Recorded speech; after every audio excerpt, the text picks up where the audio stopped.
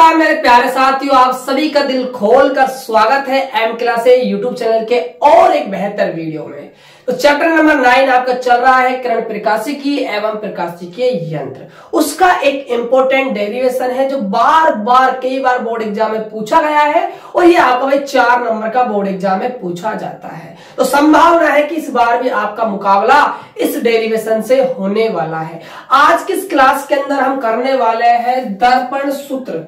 जी हाँ, दर्पण सूत्र यानी कि UVF में संबंध। दो नामों से ये क्वेश्चन बच्चों को परेशान करता है बोर्ड एग्जाम में।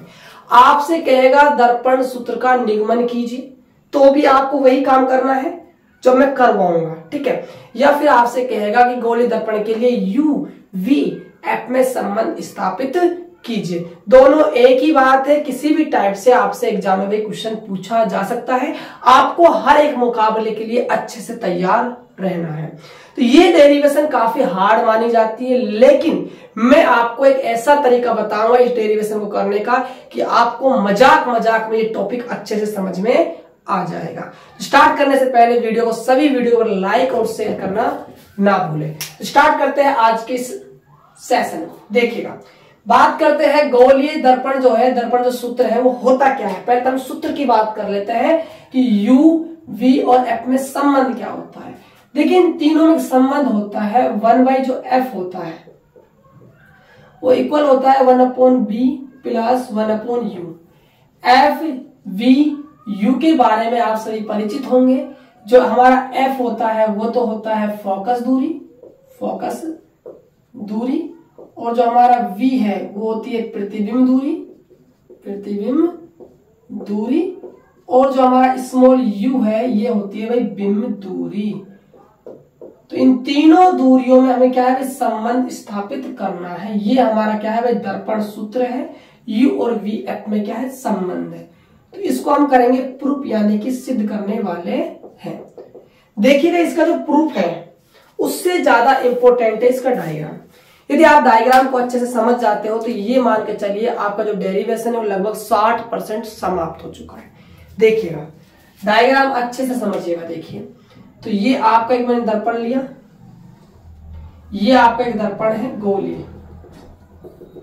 बाहर की तरफ क्या है भाई पॉलिश है। ये आपका बन के तैयार हुआ अवतल दर्पण। ये आपका है अवतल आपका दर्पण है। यहां पर आपका ये क्या है, आपका द्वारक का मध्य बिंदु है P, जिसे हम ध्रुव कहते हैं, और ये क्या है आपका भाई द्वारक है, राइट। अब देखिएगा, तो द्वारक का मध्य बिंदु कहलाता है ध्रुव, और जो लाइन ध्रुव से जाती है उसको हम क्या कहते हैं भाई मुख्य अक्ष। अच्छे से हमने इसको भी सीखा है, ठीक है। ये है मुख्य अक्ष, समझिएगा। देखिए, यहां पर आपका है फोकस बिंदु। जितनी दूरी पर फोकस बिंदु है जस्ट उतनी दूरी पर आपका क्या होता है वक्रता केंद्र होता है F से। ये हमने पहले ही सिद्ध कर चुके हैं R = 2F फॉर्मूले से, ठीक है। अब देखिएगा ध्यान से, यहां पर आपका क्या है इनफाइनाइट है। अब मैं क्या करता हूं, देखिए हमें क्या है प्रतिबिंब बनाना होगा, क्योंकि यहां पर प्रतिबिंब दूरी काम आई है। तो हम क्या करते हैं, मुख्य अक्ष पर एक बिंब मानते हैं। तो मुख्य अक्ष पर हमने क्या है अनंत और C के बीच में एक बिंब मान लिया। इसका नाम है बिंब का AB। अब इस बिंब का हमें क्या है प्रतिबिंब बनाना है। याद कीजिए, अवतल दर्पण से मैंने आप सभी को प्रतिबिंबों का निर्माण करवाया था। वहां पर हमने 6 केस पढ़े थे। तो ये आपका सेकंड वाला केस है कि भाई जब वस्तु कहां रखी होती है, अनंत और C के बीच में रखी होती है, तो जो बनने वाला जो प्रतिबिंब होता है वो C और F के बीच में बनता है, और इस वस्तु से क्या है भाई छोटा बनता है। याद होगा आप सभी को प्रतिबिंब बनाने के नियम, और उसके बाद हमने डेरिवेशन मतलब वो बनाए थे, प्रतिबिंबों का निर्माण हमने किया था, राइट। तो देखिए प्रतिबिंब कैसे बनाए जाते हैं, वहां पर मैंने आपको कुछ रूल भी पढ़ाए थे कि जब भी कोई प्रकाश किरण मुख्य अक्ष के समांतर आती है तो परावर्तन के बाद वो कहां से गुजरती है भाई फोकस से वो गुजर जाती है। तो ये आपकी फोकस से गुजर गई, ठीक है। तो एक प्रकाश किरण ये गुजर गई, ठीक है। और एक हम कहां से गुजारते हैं, वस्तु के सामने जो आपको पॉइंट नजर आ जाए उससे ही आप सेकंड को गुजार दो। तो क्या है यहाँ पर वक्रता केंद्र है, तो एक हम भाई सी से गुजारेंगे। थोड़ा सा इसको हम आगे तक थोड़ा सा शिफ्ट कर लेते हैं, यहां से एडजस्ट हो जाएगा, नहीं तो फिर इसको द्वार को थोड़ा सा भाई बढ़ाना पड़ेगा, ठीक है। इसको थोड़ा सा हम एडजस्ट कर देते हैं, देखिएगा। तो यहां से हमारा क्या है भाई, ये थोड़ा सा द्वारा को हम बढ़ा लेते हैं। तो यहां देखिएगा ध्यान से, यहां पर दो परावर्तित किरणें एक दूसरे को काट रही है। किस बिंदु पर, इस बिंदु पर दो क्या है भाई परावर्तित किरणें एक दूसरे को काट रही है। और जहां पर दो परावर्तित किरणें एक दूसरे को काटती है वहां पर भाई प्रतिबिंब का निर्माण हो जाता है। तो यहां पर आपका आई डैश और आई क्या है आपका भाई प्रतिबिंब बन जाएगा, राइट। तो ये आपका है प्रतिबिंब। तो ये आपका बन के तैयार हुआ भाई डायग्राम। अब देखिएगा यहाँ पर कुछ दूरियां काम में आती है, जैसे कि फोकस दूरी, वक्रता त्रिज्या, बिंब दूरी, प्रतिबिंब दूरी, इनकी और हम बात कर लेते हैं। देखिएगा ध्यान से, हम सबसे पहले बात करते हैं वक्रता त्रिज्या की। तो देखिए वक्रता त्रिज्या क्या होती है, ध्रुव से लेकर वक्रता केंद्र के बीच की जो दूरी होती है वो कहलाती है वक्रता त्रिज्या। तो P से लेकर C तक की दूरी, तो PC हमारी क्या है भाई वक्रता त्रिज्या है, और वक्रता त्रिज्या को व्यक्त करते हैं कैपिटल R से। अब हम ये देखने वाले हैं जो हमारी वक्रता त्रिज्या है R, वो माइनस की आएगी या फिर प्लस की आएगी।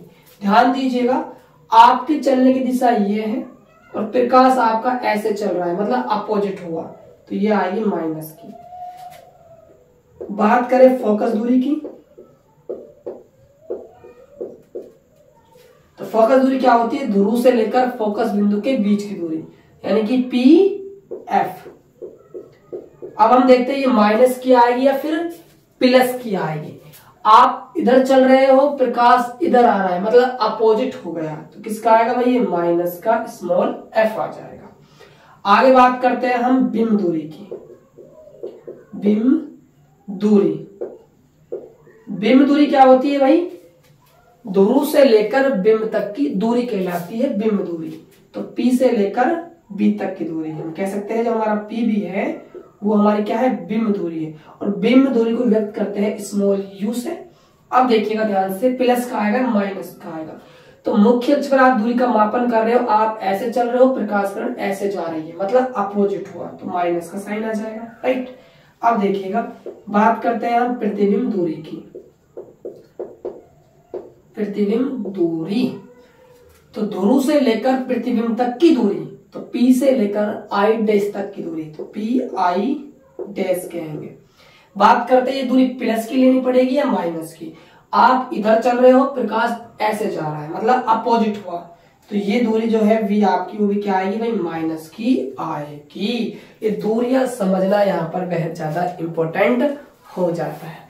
तो आई होप कि आपको अच्छे से डायग्राम और दूरियां अच्छे से समझ में आ गई होगी। अब देखिए हम डेरिवेशन को आगे बढ़ाते हैं, तो यहां पर हमें थोड़ी सी ना मैथमेटिक्स की जरूरत पड़ेगी। एक टॉपिक है छोटा सा, समरूपता। यदि आप इस समरूपता को समझ लेते हो अच्छे से, तो आपका काम भाई चल जाएगा। मैं समझाता हूं समरूपता है क्या, देखिएगा ध्यान से। यहां पर दो त्रिभुज हैं, एक आपका ये त्रिभुज है ABC, एक आपका सेकंड त्रिभुज है यहां पर PQR। जो आपका कोण A है वो कोण आपका P के बराबर है, तो कोण जो आपका A है वो कोण P के बराबर है, ठीक है। और जो कोण आपका B 90 मान लीजिए, यहां पर भी आपका क्या है 90, तो कोण जो B है वो क्या है, कोण Q के बराबर है। तो यहां पर आप देख रहे हो, यहां पर इन दोनों त्रिभुजों के अंदर A कोण इसका और इसका P कोण बराबर हो गया, इसका B कोण और इसका क्या भाई Q कोण बराबर हो गया। इन दोनों त्रिभुजों के अंदर भाई दो कोण बराबर हो गए। यदि दो कोण बराबर हो जाते हैं तो हम कहते हैं कि भाई त्रिभुज क्या है भाई, समरूप है।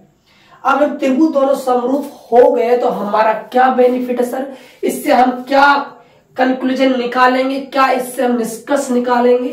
तो देखिए निष्कर्ष क्या निकलता है, यदि दो त्रिभुज समरूप हो जाते हैं तो इनकी जो संगत भुजाओं का जो अनुपात है वो बराबर हो जाता है। कहने का मतलब क्या है, जो AB है इसके बटे में क्या चली जाएगी, पी क्यू।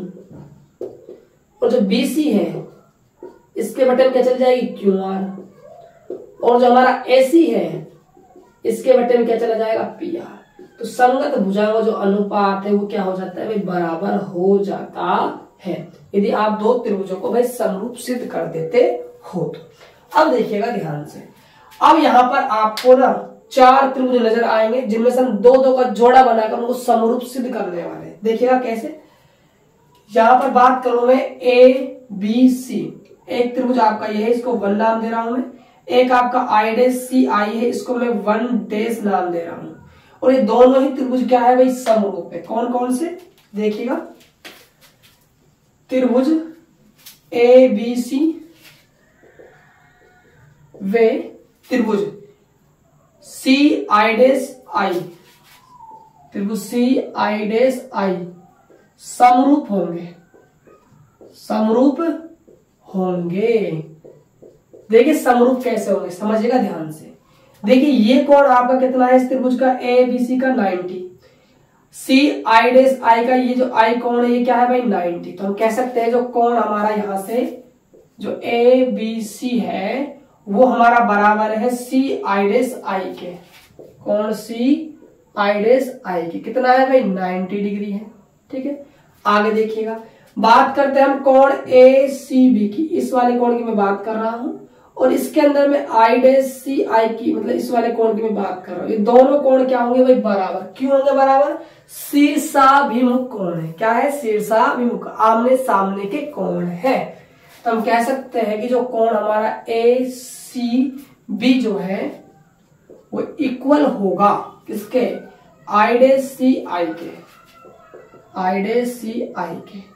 रीजन क्या है उसका भाई, शीर्षाभिमुख कोण इसका भाई क्या है, रीजन है। अब आप देख रहे हो यहां पर एंगल एंगल यानी कोण कोण नियम से क्या हो गए, दोनों त्रिभुज समरूप हो जाते हैं। अब देखिए दोनों त्रिभुज यदि समरूप हो गए हैं तो इन जो संगत भुजाएं हैं उनका अनुपात क्या हो जाएगा भाई, बराबर हो जाएगा। तो किन किन भुजाओं का अनुपात बराबर करना है वो बात इंपॉर्टेंट है, समझिएगा ध्यान से। देखिए जो हमारा ए बी है, जो हमारा ए बी है किस त्रिभुज का, ए बी सी का, और जो आई डैश आई सी का त्रिभुज का जो है हमारा आई डैश आई, वो इसके क्या है भाई, अपोन में चला जाएगा अनुपात में बराबर। ठीक है, और देखिए ध्यान से, ऐसी अपोन में क्या होगा, सी आई, इससे हमारा कोई लेना देना नहीं है क्योंकि इसका यूज ही नहीं है भाई यहाँ पर। ठीक है, क्योंकि हमें तो क्या चाहिए, आर एफ यू वी चाहिए। ठीक है, तो हम मुख्य अक्ष की दूरी का मापन करेंगे। तो जो देखिए बीसी जो है, बीसी जो हमारा बीसी है, ठीक है, इसके अपोन में क्या चला जाएगा, C I dash, C I dash, BC upon में सी आई डैश हो जाएगा। ठीक है, इसको हम देते हैं इक्वेशन नंबर फर्स्ट। राइट, चलिए अब तो हमने बात की एबीसी और सी आई आई डैश की। अब मैं बात करूंगा किस त्रिभुज की, ध्यान दीजिएगा थोड़ा, यहाँ पर नामकरण कर देते हैं इनका अच्छे से। एक तो आपका आई डैश आई एफ ये वाला त्रिभुज, एक आपका क्या है, इसको आप नाम दे दीजिए एम। देखिए यहाँ पर द्वारा क्या होता है, पतला होता है, यदि आप यहां से लंब डालोगे तो वो लगभग आपका पी पर ही जाकर मिलेगा, उसको हम लगभग पी पर ही मान लेते हैं उस पॉइंट को। ठीक है, तो देखिए ये आपका हो जाएगा सेकंड। तो त्रिभुज बात करते हैं हम, त्रिभुज कौन कौन से, I dash F I, I dash F I वे त्रिभुज M P F, M P F से। तो यहां आप थोड़ा ध्यान दीजिएगा, देखिए जो कोण है आपका एम पी और एफ, ये कोण आपका 90 डिग्री है, ये कोण आपका कितना है, 90 डिग्री। बात करते हैं इस त्रिभुज के अंदर एफ आई डैश आई, तो ये जो कोण हमारा आई है ये भी क्या है भाई, 90 डिग्री। तो यहां से हम कह सकते हैं जो कोण हमारा एम पी एफ है वो किसके बराबर है, एफ आई डैश आई के बराबर। कोण एफ आई डैश आई के बराबर है, कितना है, 90 डिग्री है। और जो कोण हमारा आई डैश एफ आई है ये वाला कोण, ये एम एफ पी के क्या है भाई, बराबर है। जो कोण हमारा आई डैश एफ आई है वो कोण एम एफ पी क्या है भाई, बराबर। रीजन क्या है उसका भाई, शीर्षाभिमुख कोण है। शीर्षाभिमुख कोण है। राइट, अब देखिएगा आगे, तो हम कह सकते हैं कि जो त्रिभुज हमारा आई डैश एफ आई है वे त्रिभुज हमारा एम पी एफ है वो क्या है भाई, समरूप होंगे, समरूप होंगे। अब ये दोनों समरूप है तो इनकी संगत भुजाओं का अनुपात क्या होगा भाई, बराबर होगा। तो हम कह सकते हैं जो हमारा एमपी है, जो हमारा एमपी है ये वाला, ये किसके बराबर है, आई डैश आई के, अपोन चला जाएगा। ठीक है, इक्वल जो हमारा पी एफ है, जो हमारा पी एफ है वो किसके बराबर होगा, मतलब किसके अपोन में जाएगा, ये इसके अपोन में कौन आएगा, F I, F I dash आ जाएगा। एम पी अपोन में I dash I, P F upon में एफ आई डैश, ये हो जाएगा। अब देखिएगा ध्यान से, आप थोड़ा चित्र को अच्छे से देखिएगा, जितना हमारा एमपी है उतना ही हमारा क्या है, ए बी है। तो हम कह सकते हैं जो एमपी जितना है उतना ही हमारा क्या है, ए बी है। तो हम यहाँ एमपी के स्थान पर भाई ए बी रख देंगे, आई डैश आई बराबर पी एफ अपॉन में एफ आई डैश, ये हमारे तैयार हो जाएगी इक्वेशन नंबर 2। तो ये हमारे समीकरण नंबर 2 तैयार हो चुकी है। अब आप समीकरण 1 और समीकरण 2 को थोड़ा ध्यान से देखिएगा। समीकरण जो हमारी 1 है यहाँ पर क्या है, ए बी अपॉन में आई डैश आई है, यहाँ पर क्या है, ए बी अपॉन में आई डैश आई है। तो ये दोनों समीकरणों से हम इन दोनों को क्या है भाई, बराबर कर सकते हैं। तो यहां लिखेंगे समीकरण 1 व 2 से स्पष्ट है कि, क्या है भाई, स्पष्ट है कि, कह सकते हैं जो BC अपॉन में सी आई डैश है वो किसके बराबर है, PF अपॉन में एफ आई डैश के बराबर है। इतना काम हो गया। अब देखिएगा ध्यान से, अब BC क्या है, BC पर हम विचार करते हैं। BC क्या है, B और C के बीच की दूरी है BC। क्या आपको इस दूरी का मान पता है, क्या आपको यहां से यहां तक दूरी पता है क्या, कितनी है? तो आप कहोगे जी सर हमें बिल्कुल नहीं पता ये दूरी कितनी है। अब इस दूरी को आप कैसे निकालोगे, BC को भाई आप कैसे निकालोगे, ये चीज इंपॉर्टेंट है, समझिएगा ध्यान से। BC क्या है, इतनी सी दूरी है। तो BC को हम कैसे निकाल सकते हैं, क्योंकि P से लेकर B तक की दूरी आपको पता है, B में दूरी है, और P से लेकर आपको C तक की दूरी पता है, ये वक्रता त्रिज्या है। तो हम PB में से माइनस कर देंगे PC को, तो ये आपके पास आ जाएगी भाई BC। अब बात करते हैं PF का मान हमें पता है माइनस के पे, कोई दिक्कत नहीं है। C और I डैश, ये दूरी हमें नहीं पता, तो C I डैश दूरी हम कैसे निकालेंगे, देखिएगा ध्यान से। यदि मैं P से लेकर C तक की दूरी में से P से लेकर I डैश तक की दूरी हमको पता है, ये क्या है, प्रतिबिंब दूरी है।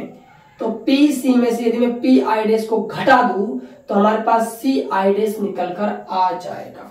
तो यहां से हम CI डैश निकालेंगे, तो हम कैसे निकालेंगे, C में से मैं माइनस करूंगा PI डैश, राइट। चलिए FI डैश का मान हमें पता है क्या, FI डैश का मान हमें नहीं पता, ठीक है। FI डैश का मान हमें भाई नहीं पता, तो FI डैश का मान कैसे निकालेंगे, P से लेकर I डैश तक की दूरी हमें पता है, प्रतिबिंब दूरी है V, और P से लेकर हमें F तक की दूरी पता है, फोकस दूरी है स्मॉल f। तो PI डैश में से F हम I डैश निकालेंगे, तो PI डैश में से हम घटा देंगे PF को हम घटा देंगे। अब इन सभी मानों को हम यहां पर रखते हैं, देखिएगा। BC क्या है हमारा, PB माइनस का PC अपॉन CI डैश क्या है, PC माइनस का PI डैश इक्वल PF का मान हमें पता ही है पहले से, इसको PF रहने देते हैं, अपॉन FI डैश क्या है भाई, PI डैश माइनस का PF। अब देखिएगा ध्यान से, अब हमें सारी दूरियां भाई पता है, देखिए पीबी कितना है माइनस का, ये तो यहाँ माइनस क्यू, माइनस पीसी क्या है माइनस का आर, तो ब्रैकेट लगाएंगे माइनस का आर अपॉन में पीसी कितना है माइनस का आर, तो माइनस का आर माइनस पी आई डेस माइनस का वी, पी एफ माइनस का एफ, पी आई डेस माइनस का वी, पी एफ माइनस का एफ। आगे देखिए माइनस का यू, माइनस और माइनस क्या हो जाएगा प्लस आर, माइनस का आर माइनस माइनस प्लस का वी, माइनस एफ, माइनस का वी, माइनस माइनस क्या हो जाएगा प्लस। अब इनको क्या है वज्र गुणा कर देंगे, क्या कर देंगे वज्र गुणा कर देंगे, तो माइनस यू प्लस आर से क्या गुणा होगा माइनस का बी प्लस में एफ बराबर माइनस एफ, और यहाँ क्या है माइनस का आर प्लस में बी। अंदर मल्टीप्लाई कीजिए, माइनस यू माइनस बी से गुणा होगा तो प्लस का यू वी, ठीक है, माइनस यू एफ से गुणा होगा तो माइनस का यू एफ, और आर माइनस वी से गुणा होगा तो माइनस का आर वी, और ये प्लस से होगा तो आर एफ हो जाएगा equal minus F minus R से गुणा होगा तो प्लस का आर एफ, और ये माइनस का क्या हो जाएगा यहां से भाई वी एफ हो जाएगा। अब देखिएगा ध्यान से, आर एफ से तो आपका भाई आर एफ कट जाएगा क्योंकि दोनों साइड किसका है प्लस का है, ठीक है। आगे देखिएगा क्या बचा आपके पास, U V minus U F R V बराबर माइनस का वी एफ, ये आपके पास भाई क्या है बचकर आया है।